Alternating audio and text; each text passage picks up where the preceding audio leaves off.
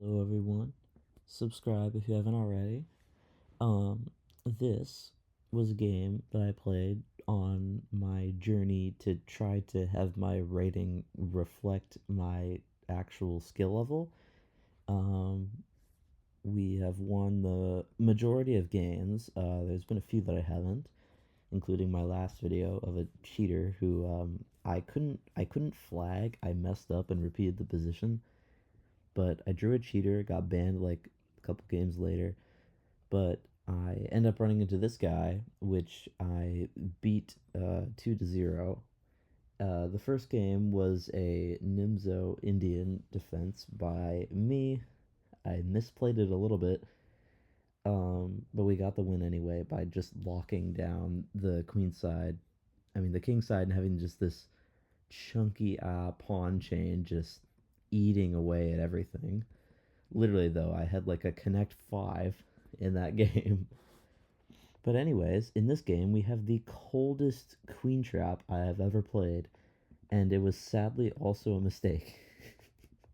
So this is just like a mainline-ish queen's gambit kind of thing.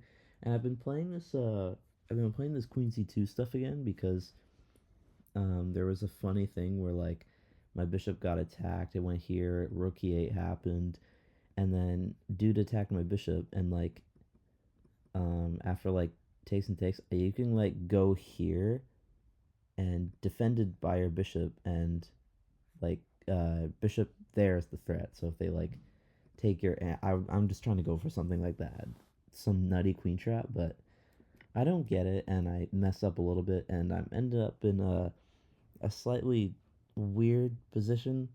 Opponent doesn't like take advantage of it the right way exactly, but it's not the best. But fortunately for me, I am used to these very weird uh, C and E versus like D in the center kind of positions. I used to play the Grunfeld and like reverse Grunfeld and some kind of Catalan stuff as white, so I do know a lot about like handling these C to D pawn positions.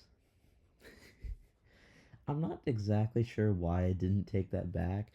I didn't really want to get hit with this and then the bishop comes out.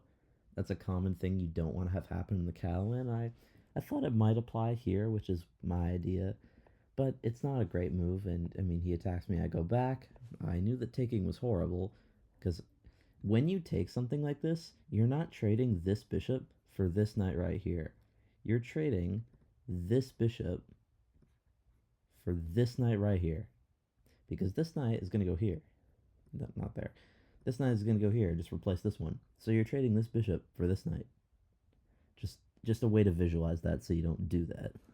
Anyways, I should have taken. I didn't want to. Felt like my bishop was probably better over here, but whatever. Anyways, he attacks my queen. I go to b1 so that I control this square twice. I didn't go to d1 because that's awkward and it's in line with the queen, of which I would have, rather have a rook over here on this open file. He goes here anyway, which that helps me. And again, the rook d1 idea, best move, but I want my rooks to be connected before I did that, and I also wanted my queen to be on this diagonal as fast as possible, so that I could hold up. Let me get this. Okay, I'm not sure what that is. Anyways, I wanted to pin this pawn as fast as possible because I didn't want this bishop getting out so quickly. Um, it goes there. I would not have done that. I would have done a little bit something about my piece coordination here. A5 wouldn't have done that, but I at least would have tried to get like something going here. I mean, this is a pawn structure that's very common in like the Rubenstein French or Fort Knox French. And so I know like I have a lot of experience in this, and I also have a lot of experience like knowing what is bad in it and what is good. And I go here, rook on the D file, very good, especially when there's a queen on the other end. And he goes, and they go there. That I knew was terrible.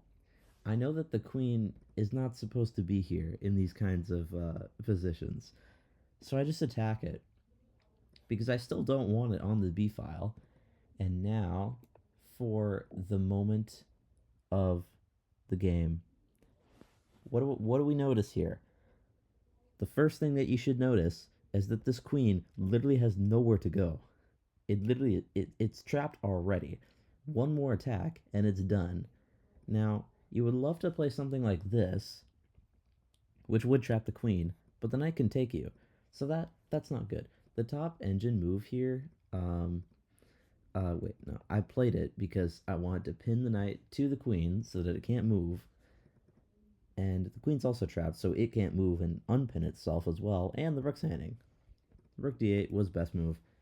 And the best move was knight a2, deflecting the queen away from the knight and then to take it. But I didn't want to do it like that. I went here. It's apparently a mistake. I didn't think it was that. Well, I just straight up thought it was the best move, but I still don't understand how it's not better than it is. Queen takes c3 is the best move so that the knight can take the rook. Instead, he does it. Instead, he takes the rook and does it like this, which is not as great. And I didn't go here because I didn't want the knight to get out so easily, so I didn't do that. He goes here. That's just a free knight. Not sure what the deal was there. The knight wasn't handing. You didn't have to do that.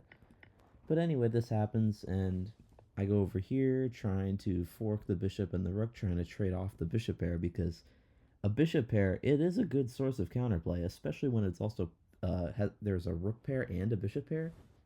That's a pretty good thing to have when you have a losing imbalance.